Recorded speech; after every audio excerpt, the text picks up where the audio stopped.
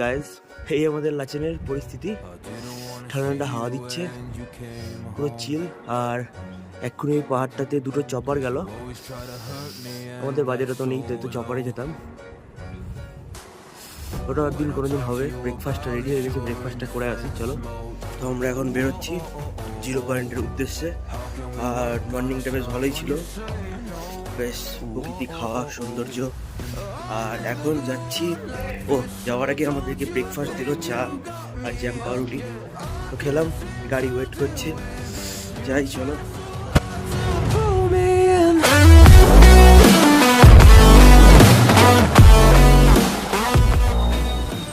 পাহাড় কার না ভালো লাগে, তবে যারা বলে পাহাড় না সমুদ্র, তাদের কাছে আমাদের মতো পাহাড় প্রেমিকদের একটাই উত্তর হবে, অবভিয়াসলি পাহাড়ের আঁকাবাঁকা পথ 10 কিলোমিটার রাস্তা চড়তে যতই আমাদের 1 ঘন্টা সময় লাগুক, তাও আমরা পাহাড়কেই বেছে নিই।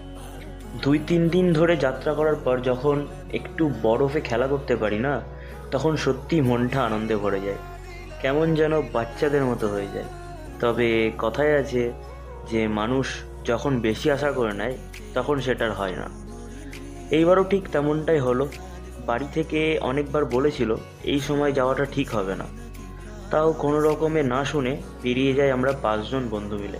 2 তারিখ রাত্রে বহরমপুর বাইপাস থেকে বাস ধরে পৌঁছে যাই শিলিগুড়ি। সকালবেলায় শিলিগুড়ি পৌঁছে গ্যাংটকের উদ্দেশ্যে রওনা দিই। যথারীতি সময়ে গ্যাংটক পৌঁছে সেদিন একটু বিশ্রাম নিয়ে পরের দিন আবার বেরিয়ে পড়ি লাচংয়ের উদ্দেশ্যে।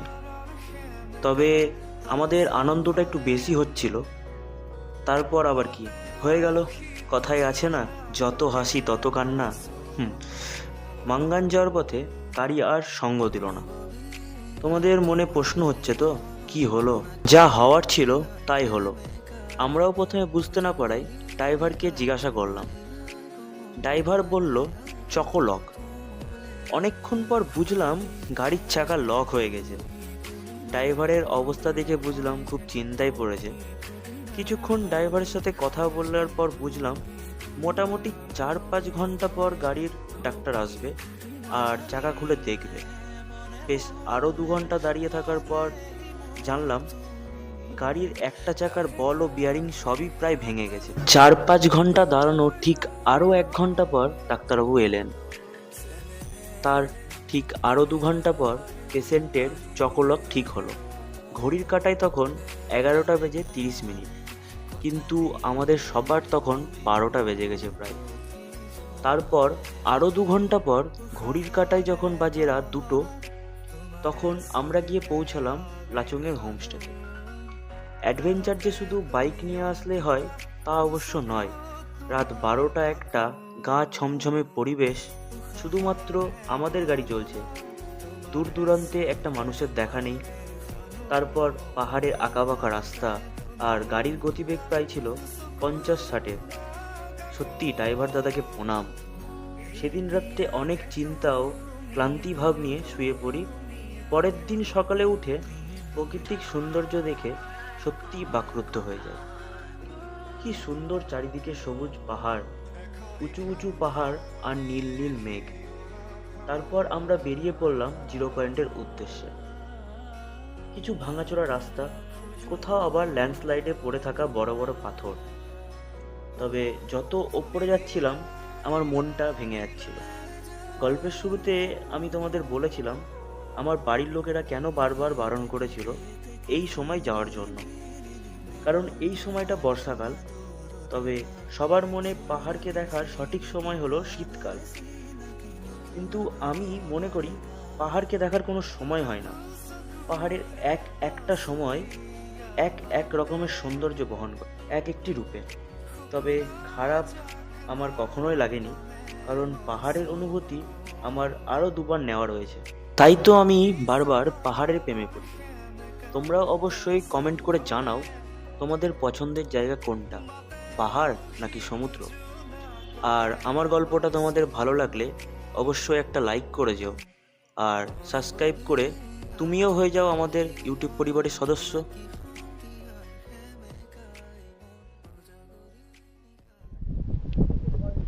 তো আমরা এখন ট্র্যাক করে উপরে উঠবো, আর পয়েন্টে তো বরফ পেলাম না। 0 পয়েন্টের ভিউটা একবার জাস্ট দেখে নাও এরকম, মানে এই সিজনে, মানে এটা জুন মাস চলছে আর জুন মাসে এরকম অবস্থা, মানে 100টা বরফ নেই মানে 0 পয়েন্টে। আর ওই দিকে কোনাতে রয়েছে, আমরা ট্র্যাক করে ভাবছি মানে শরীরে একটু গরম ভাব আনার জন্য। আর ডিহাইড্রেশন কারোর হয়নি, সব উপরে উঠেছে। এই দেখো এদেরকে অবস্থা দেখো, সব বসে পড়েছে। কেমন কেমন দূরে একটা ইয়াক দেখা যাচ্ছে, ওই দেখো ওই বরফটা দেখো, এই আর একটা ইয়াক আছে।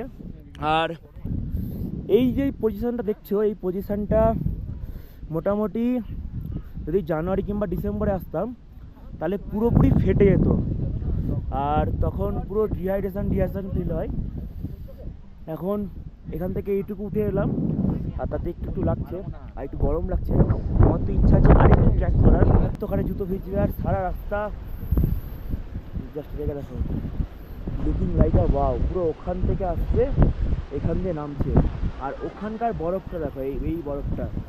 বাট এটা যদি জানুয়ারি কিংবা ডিসেম্বর মাসে আসতাম তাহলে মোটামুটি পুরোটাই বরফ হতো, আর এই ফোয়ারার জলটা পুরো বরফে ঢাকা থাকতো।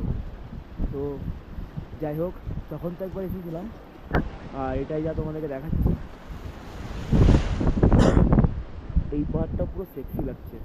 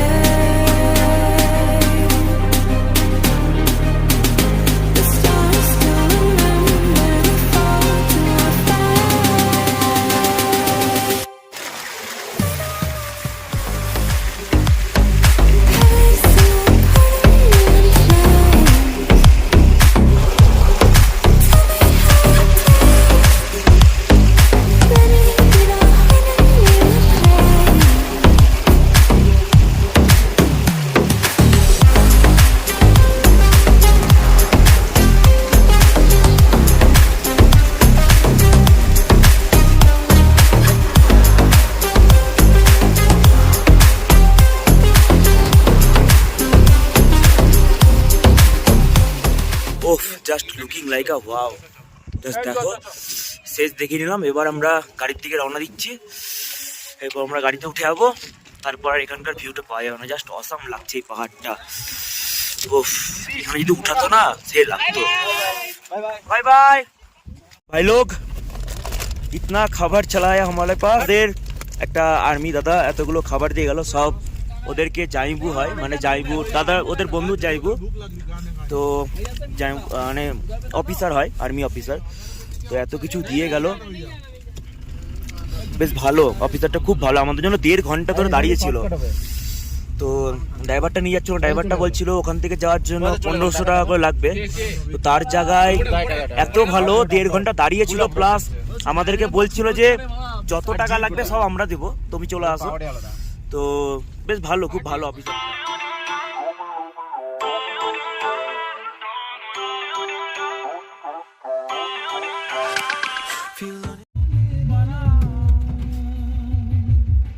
তো আমরা লাচুং থেকে খাওয়া দাওয়া করে বেরোলাম, আর আরে বাপ, গাড়ি পুরো ডান্সিং কার হয়ে গেছে, পুরো একদম এত নড়ছে, পুরো ডান্সিং কার। আর এরা তো এখনই ঢালবে মনে হচ্ছে, তাই না, বুঝতে পারছি না কি হবে। তো এই চলছে, ফোনেও বেশি চার্জ নাই, মানে 0 পয়েন্টে বরফটা নাই, ঠান্ডাটা ভালোই রয়েছে। তো তার জন্য এখানে 4 জন হয়, তোমরাই বলো গাইজ। জন্যই তো আমি গাড়ি নিয়ে আসতে চাই, কিন্তু বাবা ছাড়ে না, মানে কি বলবো। যাই হোক, তো এই হচ্ছে আপডেট।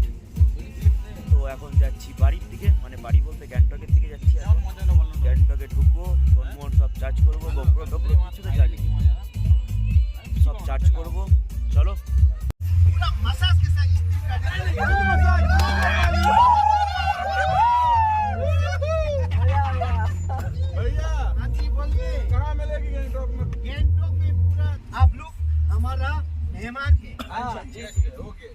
को कुछ तोहफा दे के भेजना पड़ेगा।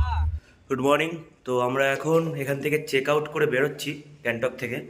আর আজকে চলে যাবো শিলিগুড়ি, কালকে চলে যাবো বাড়ি। তো হোটেল থেকে চেক ইন করে চেক আউট করে আমরা এখন বেরোবো। এখান থেকে টেকা স্ট্যান্ড যেতে হবে, টেকা স্ট্যান্ড কি একটা ট্যাক্সি স্ট্যান্ড যাই হোক।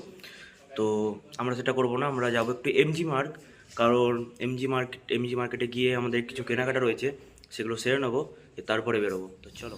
তো আমরা এখন এমজি মার্কেটের দিকে যাচ্ছি। আর এখানকার সিঁড়িগুলো জাস্ট দেখো, এটা শর্টকাট রাস্তা, তাই বলে সিঁড়িগুলো এইটুকুটুকু হেভি পা কাঁপে এই সিঁড়িগুলোতে নামতে নামতে। দেখো জাস্ট এদের অভ্যাস আছে, এদের কিছু মনে হয় না, কিন্তু এখানে ধরার জায়গাও নাই।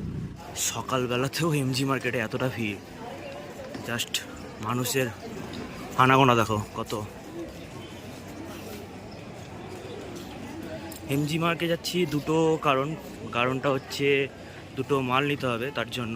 তো গ্যাংটকের এমজি মার্কেট থেকে মৌরি নিলাম, এটা হচ্ছে মিষ্টি মৌরি, জানি না কীরকম খেতে, আমি খাইনি, জনি নিল তাই আমিও নিলাম। খেয়ে দেখতে হবে, ট্রাই করতে হবে, ভালোই খেতে হবে। দেখা না দিলে বন্ধু কথা কইও না।